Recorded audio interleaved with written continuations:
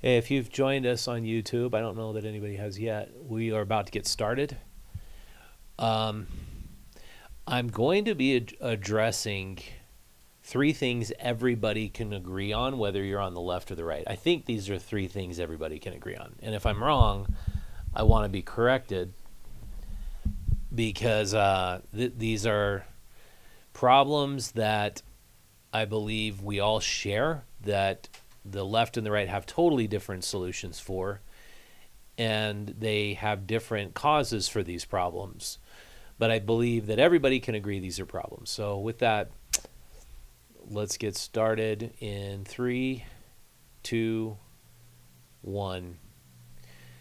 So there's growing turmoil, of course, here in the United States, especially here in Utah. We see cities that are literally being torn apart because ICE agents are supposed to be enforcing the federal law of immigration.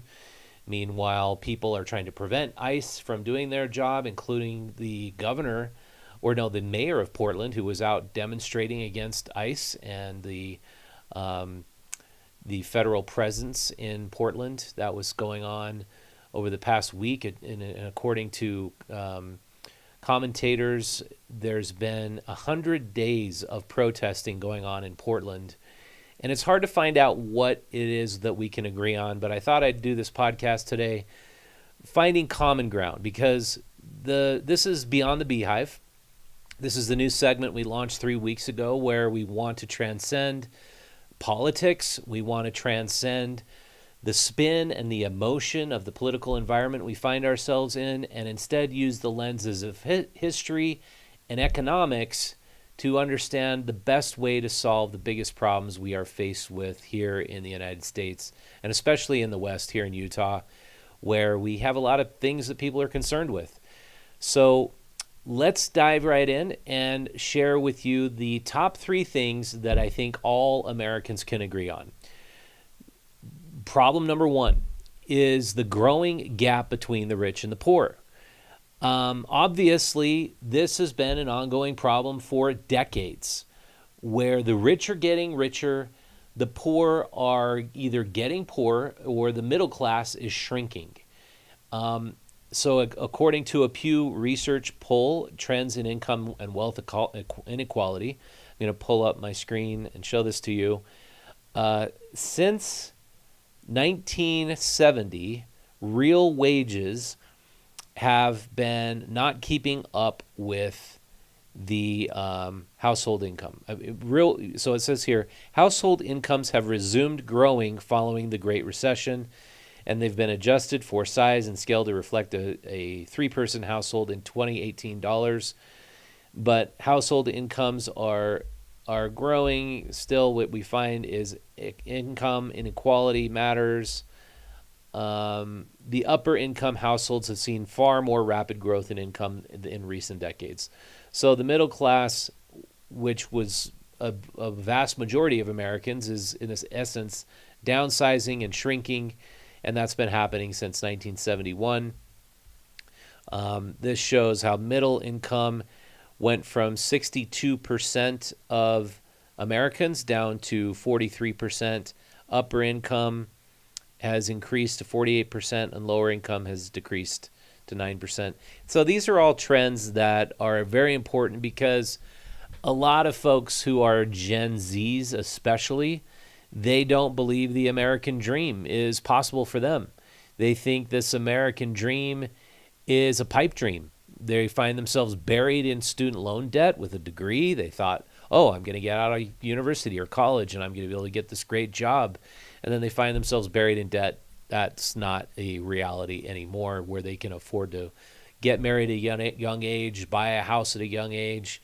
And a lot of people feel disenfranchised also economically. I think it's not just an income and wealth disparity. It's a disparity of politics, where people just feel like they are not franchised. They are disenfranchised from the system. Their voice and their vote don't matter anymore. And so that gets me to the next point, which is the growing acceptance that capitalism is no longer the answer. I saw a recent Gallup poll that said 54% of people who responded said that they no longer believed capitalism was the path moving forward for America to produce the most prosperity for the most people. That means 39% of people have a favorable opinion of capitalism, but 54% do not. And so capitalism has developed a bunch of cracks, and these cracks are creating and starting to turn into fissures. And that fissure is that growing gap between the rich and the poor. How do we solve this problem? I'm going to get to that a little bit later, but let's get to problem number 2 that I think we can all agree on. Problem number 2 is I call regulatory capture. It's the idea that government agencies are controlled and captured by giant corporations. And I don't think anybody can disagree with that. If you know the opioid crisis we suffered through for the last 10, 15 years, why did that happen? Because the FDA approved that opioids were safe and non-addictive. The FDA said, go ahead, prescribe oxycodone, prescribe these heavy-duty narcotics, even if people have slight joint pain. And this went on for unregulated for over a decade, and it resulted in a massive number of people having opioid addictions, which resulted in a massive number of people not able to function in their job and ending up homeless. And a lot of them ended up heroin addicts on the streets, and we saw this in downtown Salt Lake City. This regulatory capture is a massive problem. So that's the example of the FDA. We know the CDC, the Center for Disease Control and Prevention, gave us this narrative for 3 or 4 years that the COVID's origins were the result of a wet market in Wuhan, China, which just happened to be next door to the Wuhan Institute of Virology. And we're supposed to believe it came from a wet market for 4 years. The CDC was telling us that. The CDC had been captured by the WHO and all these big global powers that were telling us that the COVID vaccines were completely 100% safe for pregnant women and small children. We found out that was not true. So I think everybody can agree that regulatory capture, the capture of both our politicians and the organizations designed to protect and preserve capitalism, the capture of those things is bad. And it's caused a lot of serious problems.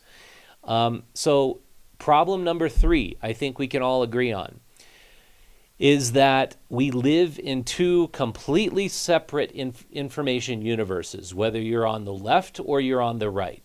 If you're on the left and you're watching CNN, you're getting a complete different set of facts and news and information than if you're living on the right and you're watching Fox News. And we can agree that these 2 different information universes, which we all exist in, completely affect the way we view our country and the way we view the world around us. I think everybody can at least agree that these information universes divide us more and more, and that we can't agree on things like what is a woman. We can't agree on how many genders there are. We can't agree on whether or not kids should be exposed to trans ideas at a young age. We can't agree to much of anything anymore because we live in completely different information bubbles. And so I believe we need to solve these problems with one big solution. And that is, we need to change media to be no longer the corporate media, but independent local media. I think that we are focused on way too big of a picture at any one given time. We are exposed to far too much information at any one given time, and we need to decrease our information bubbles to a smaller local sphere of information in which we actually have control over the small circle of information in which we're receiving. So, for example, we find out about another bombing that happened in Gaza by Israel.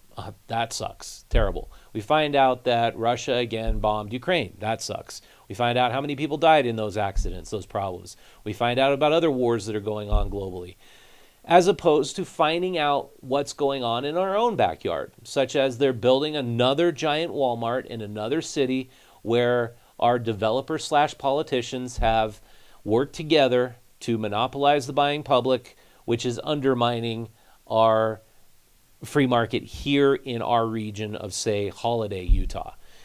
You could actually do something about that Walmart being built.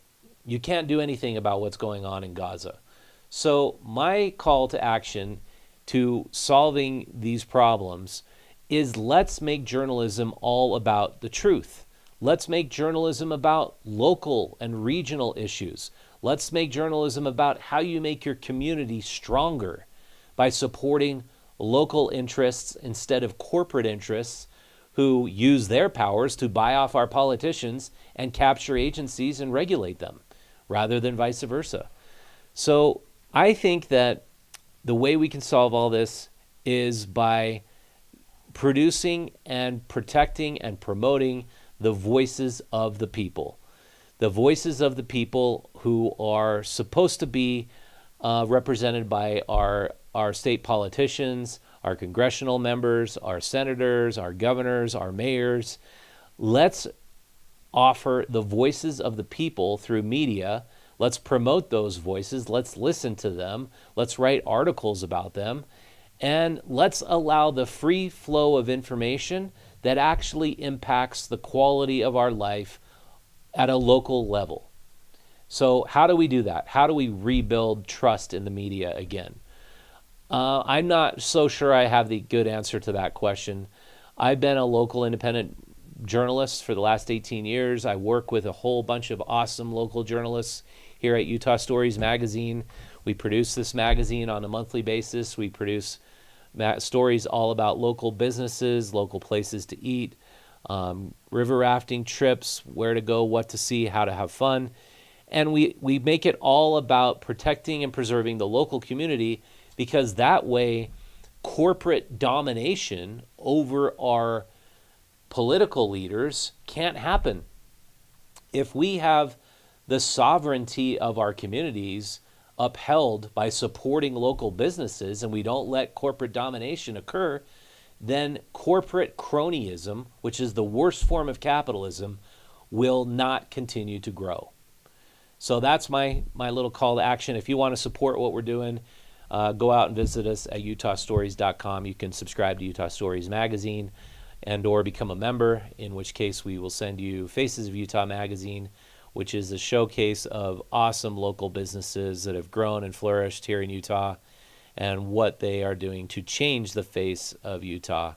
And we have these folks on our podcasts every week, so encourage you to subscribe to our channel. With that, thank you so much for watching. This has been Rich Markosian. I'll see you next time.